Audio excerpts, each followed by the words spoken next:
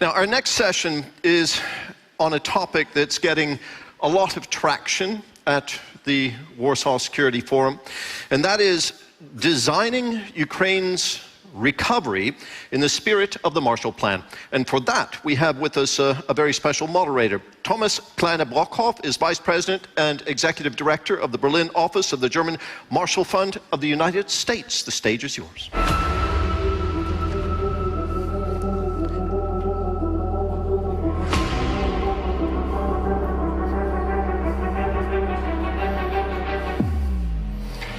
Good afternoon.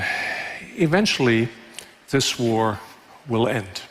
And on the day after, we need a plan to reconstruct Ukraine and a plan to help Ukraine reconstruct. Now, some people say, why worry about this now? Aren't there other priorities? Isn't there a war to conduct and to win? Isn't there an ailing country to be kept afloat? To that I would say, yes, that is true. But remember, you can win a war and lose the peace. And remembering World War II, the post-war planning started in 1942. So reconstruction planning, in fact, has started in July in Lugano. The first international reconstruction conference took place, and Ukraine, in fact, presented its national recovery plan there. Problem was, the Western donor countries did not present a plan. 3 weeks from now, there is another such conference, an expert conference hosted by the German government and the European Commission in Berlin. And again, we're not at the point where such a comprehensive plan is to be expected from the Western donor country side. Now, there is one such plan, and it is this. It is not, I admit, a government plan. It is not an EU plan. It's just a think tank paper, but it is the first of its sort. It's the first comprehensive attempt to look at the challenges of reconstruction from a donor country perspective. It's a framework to think about. Now, there are a number of thorny questions connected with reconstruction and with helping Ukraine reconstruct. First, who should pay? How should we organize burden sharing? Who should lead? Which institutions to use or to build? When to start? During the war, after the war, regional differences? How best to enable investments? What to do with Russia's frozen assets? How to ensure accountability and avoid corruption in a country that has a history thereof, and how best to involve civil society. Now, the Berlin conference in 3 weeks will focus on 2 of these questions, on governance and on finance. So I will concentrate in the minutes I have with you on these 2, acknowledging that important pieces, especially the accountability piece, that is very important, especially for Western donors, needs to be left out here. Now there is a shorthand we've come to use for Ukrainian reconstruction assistance, and that is the Marshall Plan for Ukraine, a modern Marshall Plan for Ukraine. And indeed, the Marshall Plan is a parallelism, is an inspiration for the ambition that is necessary for this task. But what it is not is a blueprint. And I'll tell you why. I'd actually call what we need now an inverse Marshall Plan. And why is that? In 1947, one country was helping many. Now it's many countries helping one. In 1947, there were no institutions, also no aid institutions. Now we have a full spectrum of institutions available, which is why donor coordination will be the key governance challenge and the key construction challenge, I should say, of this endeavor. Which is why we suggest in this report that we should not build new institutions, but adapt the existing institutions to the task. Let's not reinvent the wheel. Let's not waste time on the design of new stuff. This will be a monumental undertaking. It will be large. A big coalition is going to be needed to finance this. This is why it needs strong leadership. And the leadership necessary for such a task, we feel, needs an institutional anchor. And that institutional anchor should be the G7. As a group of like-minded nations that can build a coalition, let's say G7 plus, larger than the G7 itself. And it needs leadership, if you will, Mr. or Mrs. Marshall. We think the initial coordinator of such an endeavor should be an American of global standing. Why an American? Because the international coalition that needs to be constructed needs to reach far beyond Europe, and America has shown to be able to build such global coalitions. Also think about the fact that such a coordinator needs to convince, cajole, and coordinate. That's what this American of global stature, we hope, can do. It is also because it is not self-evident that the United States would be part of such an effort. It needs to be drawn in. There is a conversation on Capitol Hill that says, well, we've invested so much into arms, into the security of Ukraine, why don't you Europeans do the reconstruction?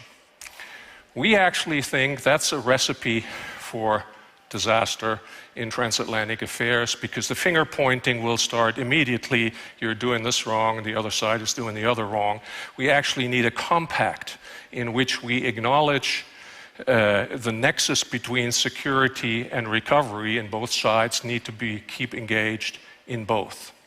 The second big piece of this coalition that will need to work with Ukraine is the European Union, because Ukraine, the final goal of recovery for Ukraine will be European integration.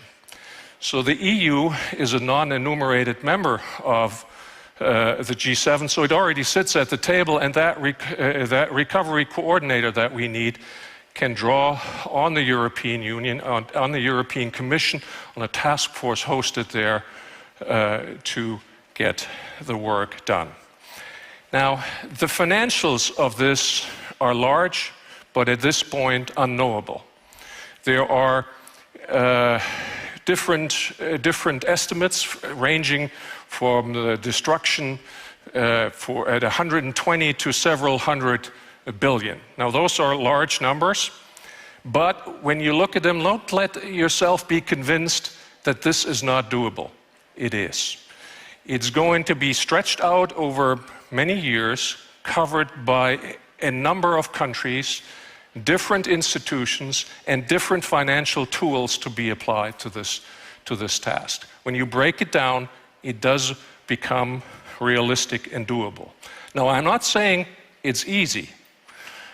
And it's not easy because the most important thing that is necessary for this is grants. Grants to start early, to be flexible, and not to overburden Ukraine with debt to make it debt insustainable, which would be another disaster. So the gold standard is grants, and that's Western taxpayer money. Now, the debate has not started, and it needs to get started, how the EU wants to finance the European part of the reconstruction aid. I can see four options on those, and when I enumerate these four options, I will see many rolling eyes. And I'll read them to you. First, collect national contributions, pledging. Secondly, reopen the multi-annual financial framework. Third, another COVID-type relief fund, Next Gen EU. Fourth, introduce common bonds. None of these options are appealing.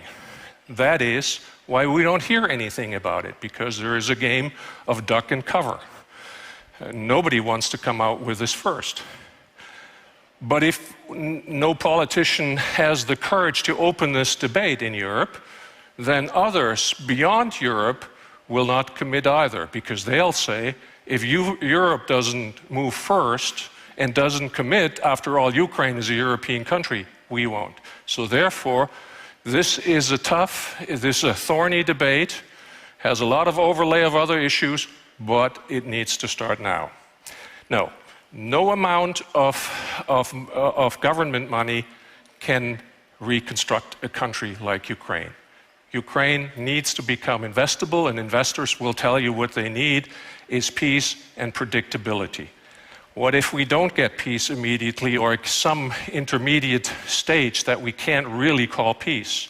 Well, for that, we need something that we call war insurance to help reduce the risk of private investments, and such risk can only be reduced by sovereigns. This is a sovereign task, and it hasn't yet been done. It needs to be constructed. Then finally, my final point, Russian assets. I think we need to tell Russia that they will never see these frozen assets again. But freezing assets is not seizing assets. There is a legal and a political gulf between the two of them. We actually, in studying this issue, found that we don't expect Russian assets to be usable and used anytime soon.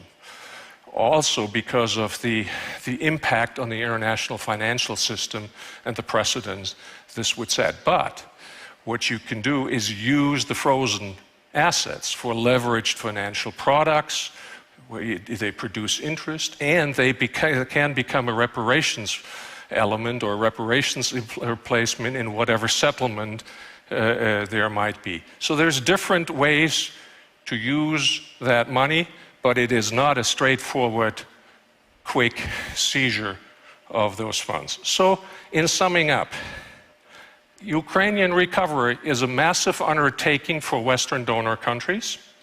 It is doable, and it needs to start now.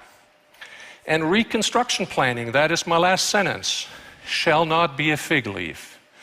A fig leaf for all those who don't want to do what is necessary now.